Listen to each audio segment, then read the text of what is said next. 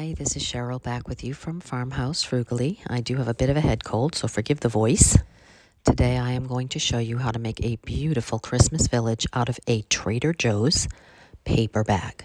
I went to Trader Joe's and I could not believe how adorable this little bag was. It has 6 different houses on it. I decided to challenge myself, a true trash to treasure. How could I turn this into an actual Christmas village? So I hope you have a Trader Joe's near you and you are able to go and pick up one of these bags. All you need is one, and you will just need to start by cutting out each of the 6 different houses that are on the bag. And once you get them completely cut out, then if you are able, my husband was absolutely wonderful and cut wood pieces out for me in the same shape. I traced them. I had an old broken dresser drawer with a couple of pieces of wood left over, so he used that thin wood. I just traced out each one and he cut them for me, but you could absolutely use cardboard, maybe 2, or foam board from the dollar store. Now, once I did get these completely cut out and sanded so they wouldn't be rough on the edges, all I did was just take some Mod Podge. And when you are Mod Podging something as thick as a paper bag such as this, I highly recommend that you put one thick coat of the Mod Podge on the wood or the foam board or cardboard that you are using, and then also put some on the back of the paper. It just gives it a little bit extra to grip onto and will, I think, last longer. So I just used my finger initially to rub down the paper onto the wood. And then once I had finished doing them all, I decided to go ahead and take a crumpled up piece of saran wrap, and that can work because sometimes your hands don't quite get all the bubbles out. The saran wrap can kind of help it stay smooth so that it won't wrinkle. Now, I highly recommend that you wait several hours for this to completely dry and then coat the top with Mod Podge if you want these to last for any length of time. If you just want these on foam board for one Christmas or, one winter season or what have you, then you probably don't even need to bother Mod Podging on top of them. That's completely up to you.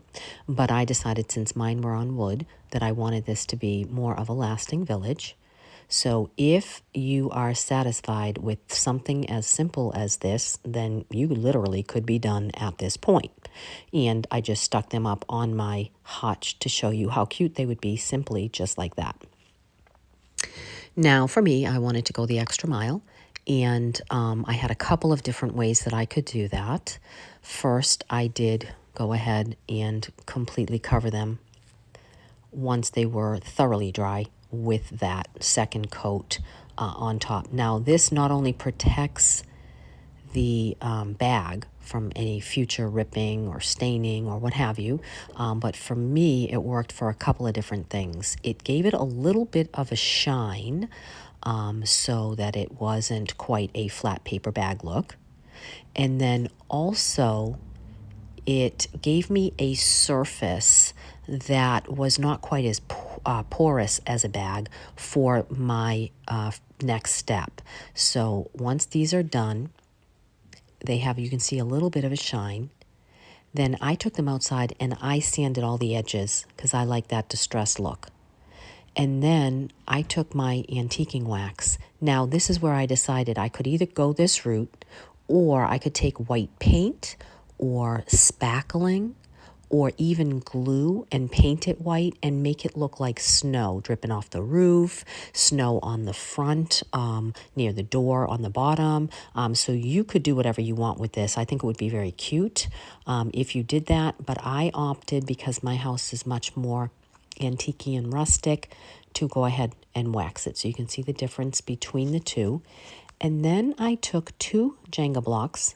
Now, you can get these at the dollar store if you don't have a piece of scrap board, scrap wood, anything that you have that will give this a little bit of height. And I just went ahead and put 2 on each so that I could make sure that this would stand up. And then once I was finished waxing each of them all around the edges, and I just wipe that off. I brush it on, and then I wipe it off with a paper towel or a rag and let it dry.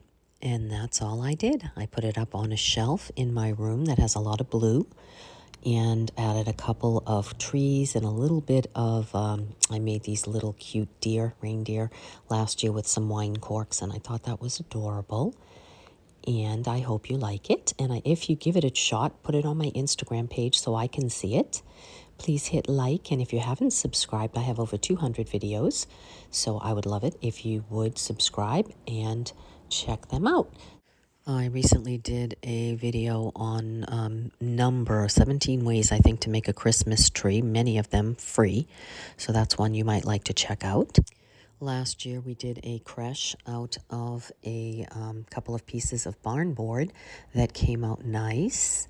And I did a beautiful angel out of a shutter and a bedpost, but you could certainly use it on a number of different items to make those angels. So there's so many videos that I think that you would enjoy, and I just wanted to thank you for stopping by, and I hope that I will see you in the next one.